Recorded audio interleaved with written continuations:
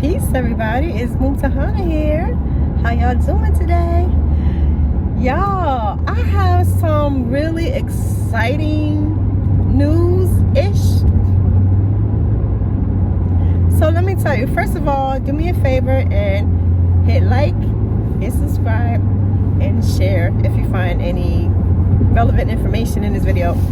But y'all, so I have been studying ancestry and genealogy for a long time, for a lot of years, and for probably the past decade I have been searching y'all for my second great grandparents to no avail.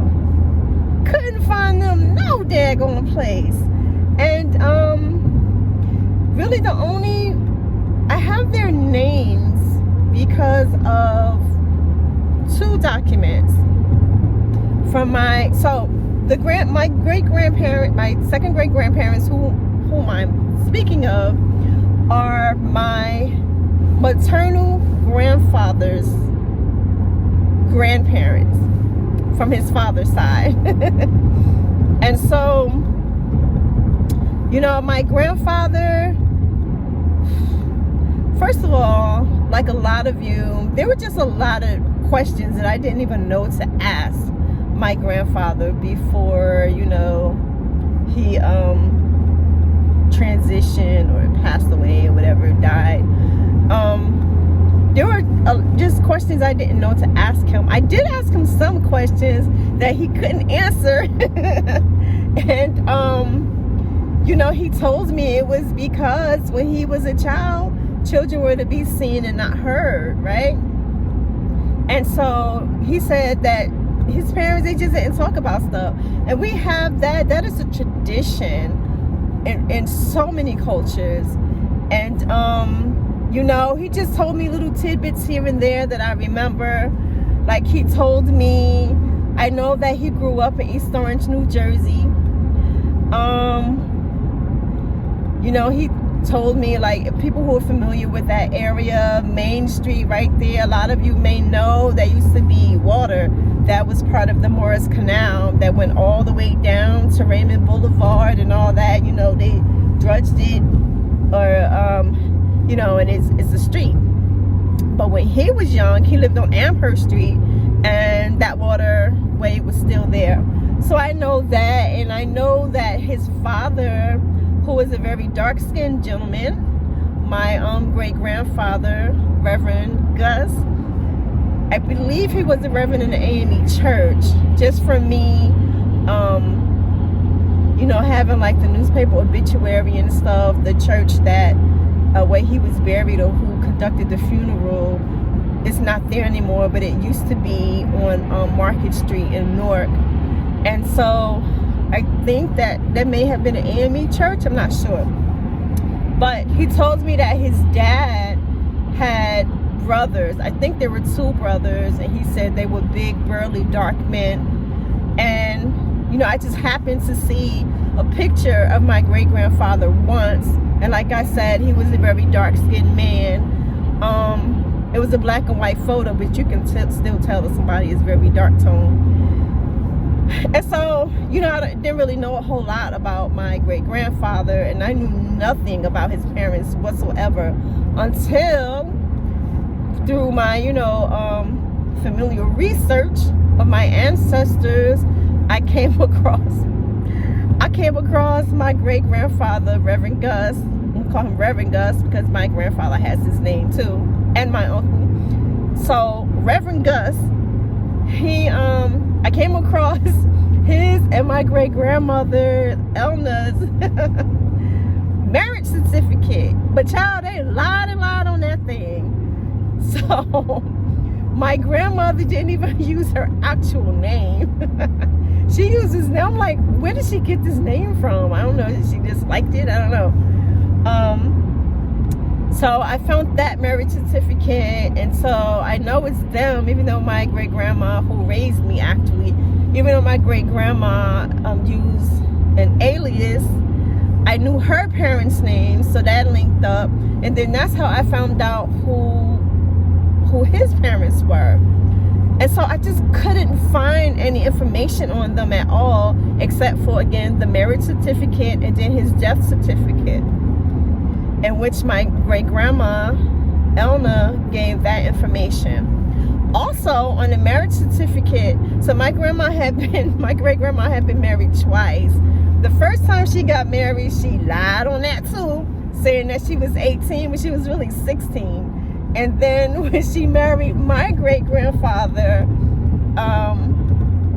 again, he lied about where his parents were from. And then, like, the ages were, like, kooky, I believe on the marriage certificate. They played around with the, no, they absolutely did.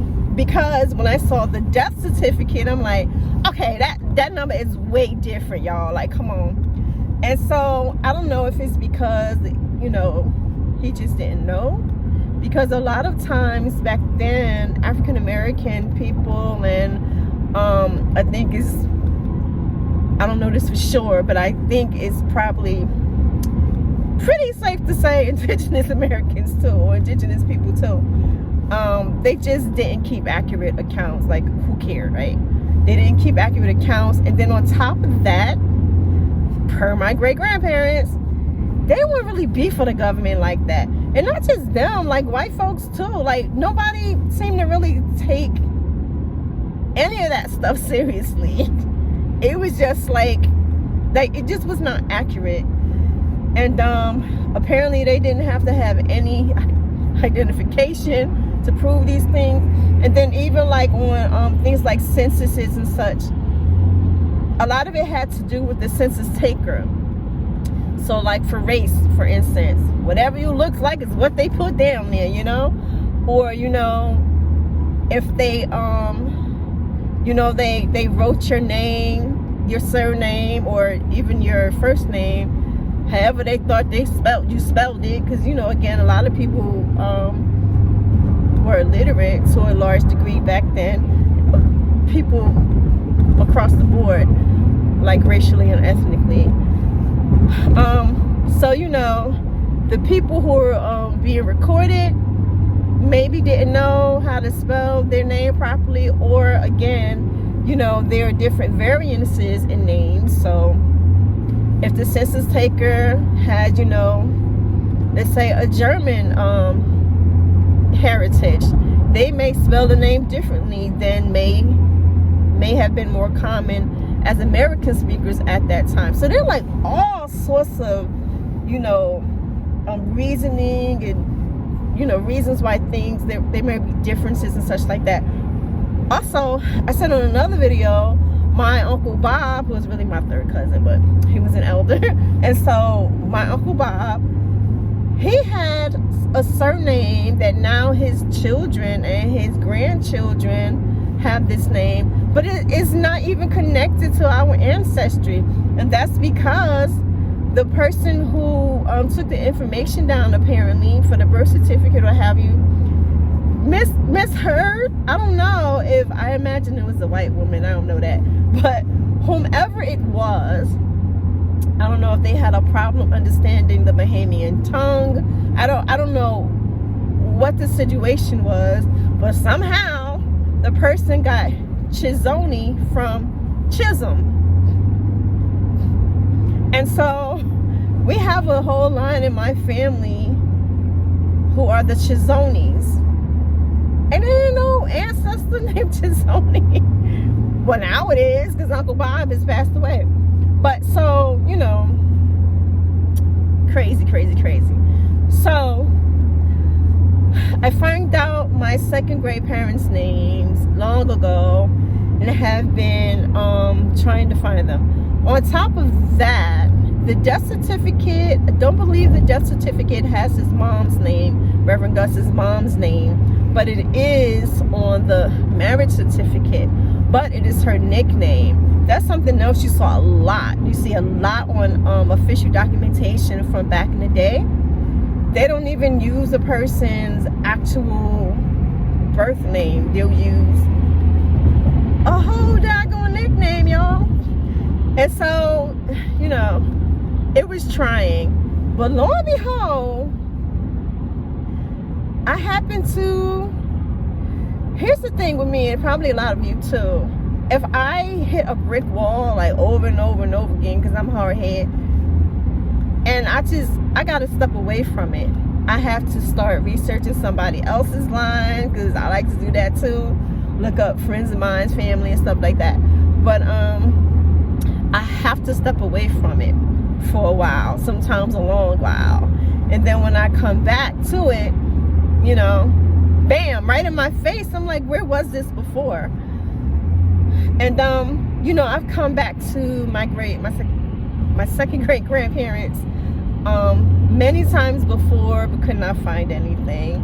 And then, you know, I looked up like, okay, this nickname, what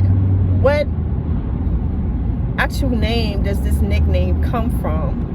And I've even looked up that name, you know, before, the actual name being Francis. I figured it was Francis or Francine or something like that, to no avail. All of a sudden, this morning, in the middle of the night, I decide, let me get on Family Search and just look again. And sure enough, here you come. So now, the reason I said it may be news-ish is because I'm not completely 1,000% convinced, but I'm about 999% sure this is them. And reason being, because my, you know, second great grandma name that fits. Now, it's not with her maiden name though, it's with her married name, which is Williams. And then her husband, my second great granddad, his name. And then this document is actually the birth of a son, which fits very, very well with the year my great-grandfather was probably born. And this is going by the information on the death certificate, which was given by my great-grandma, his wife. And so I think I got it. I think I got them, y'all. Now you know, couldn't have had too many gifts in one day. So I kept looking and looking and looking for more, to no avail.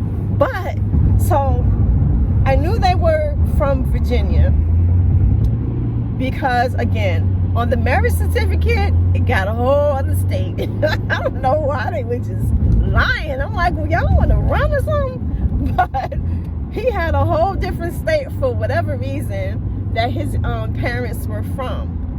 But as a child, I remember hearing that my great-grandma, Elna, was from Virginia, but that's not true. She's actually born and raised in Pennsylvania, right on the borderline of New York, up in, oh God, what county is that? It's on the tip of my brain. But anyway, she's from up there.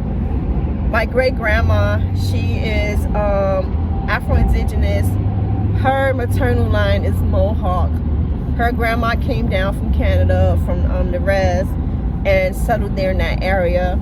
And it's very much so, it's very much, I'm going to go into a whole other video about this eventually, because actually the last project that my son Two Clouds did, it was with us together, and it was on this area because there's a museum up there, and it has a whole bunch of indigenous, you know, history or information and stuff in it.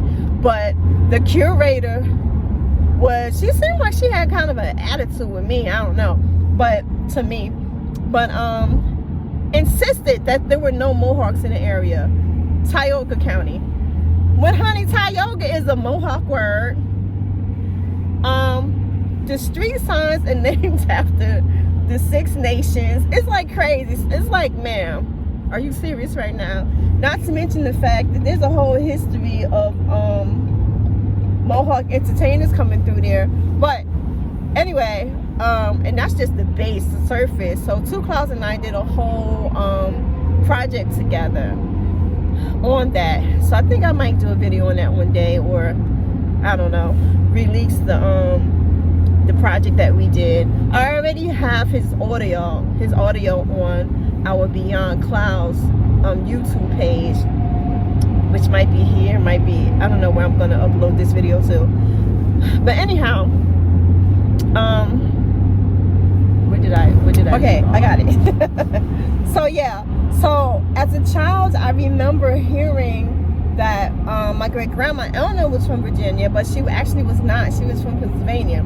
I've been up there. I've been to the church where she was baptized in. I've been to the cemetery for our ancestors. I know for sure she was born and raised there. I have documentation and all that kind of stuff. So I said, okay, maybe he's from Virginia. And you know, sure enough, well, that's what it turned out to be, that he's actually from Virginia. And I know this because my grandma Eleanor said so on his death certificate. Now, one of the other great things that happened today, which is again leading me to believe that this family, this is my family, is from Virginia. And it actually gave the town from which these people were from. And so that's great. That's going to lead me down a whole, I'm so excited. I love ancestry research and, you know, genealogy research and DNA, and I just love it. And you know, I'm not one of those people that see something that's like, oh, that's them. That don't mean it's your people, and you have to cross-reference. There's things you have to use: oral history, documentation, you know, regions, like what do you remember hearing, or does this make sense, or you know, all those sorts of things. And so this is taking me down a whole different avenue. And so me looking into that, and then of course this, where they were from, no longer exists. It was incorporated into Norfolk, Virginia. And so that caused me to, the internet has so much great information. That took me to another long, chock full of information and documentation that's also on Family Search about Virginia historically, and for African Americans particularly. So what I learned, and now this don't mean it's my family, but what I've learned is that back during that time, well, I knew this part already. I already knew that Virginia during that time, the late 19th century or the late 1800s, that there were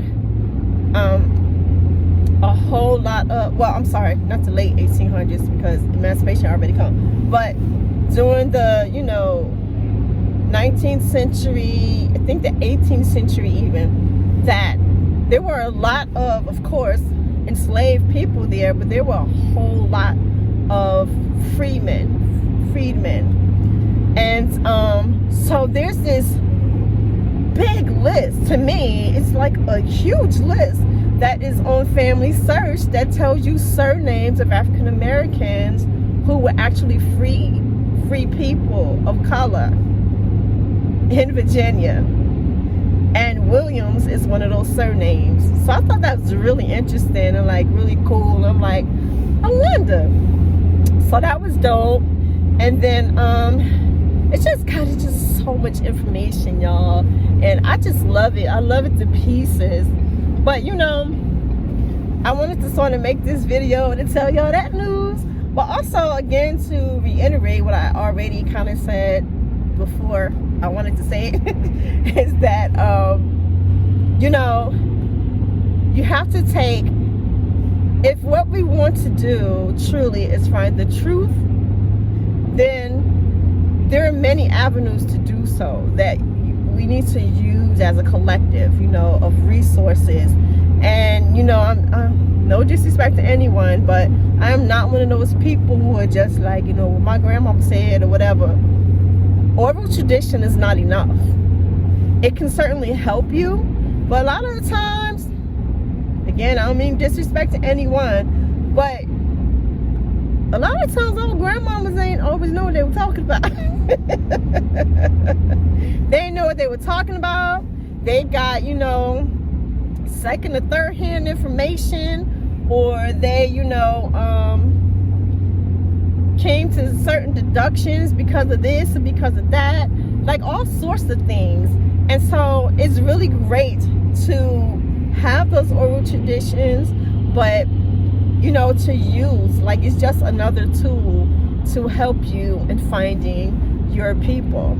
So that's what I'm still doing. I'm still digging to see if these are really my people, because I'm not one of those people. I want to know my people. I ain't concerned with all that other stuff. Yeah, that sounds cute, but if they're not mine, then, you know, whoever they belong to, have them.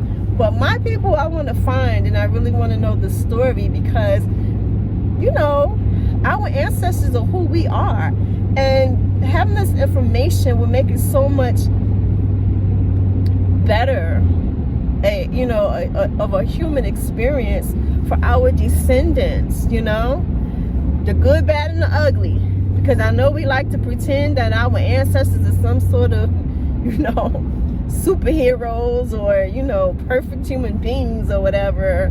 But I mean, some of us got woman beaters in our lines, some of us got, you know, whatever, alcoholics, whatever the case is.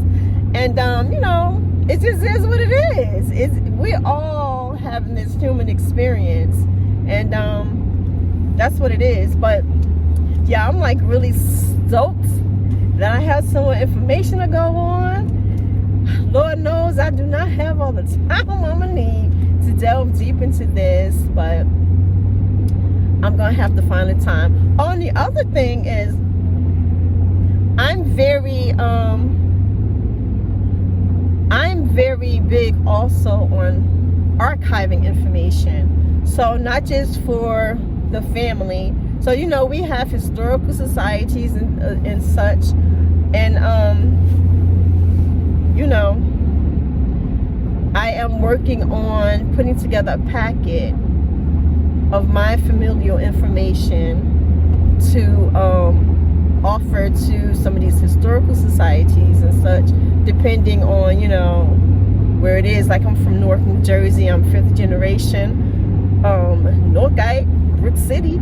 And, you know, we started out there through my German line. So that is great information. And again, I want my people to count. I want my people's stories. That is my gift to my ancestors, to make sure that they are remembered, and to make sure that at least if they're, you know, descendants or those who come after me, or even, you know, my generation now, if they want to go and find out who are their people, then the information is there for the taking. But, you know, they deserve to, they deserve to be part of the story, in my opinion. And, you know, from, you know, a North perspective, my German ancestors, they helped to build Norfolk.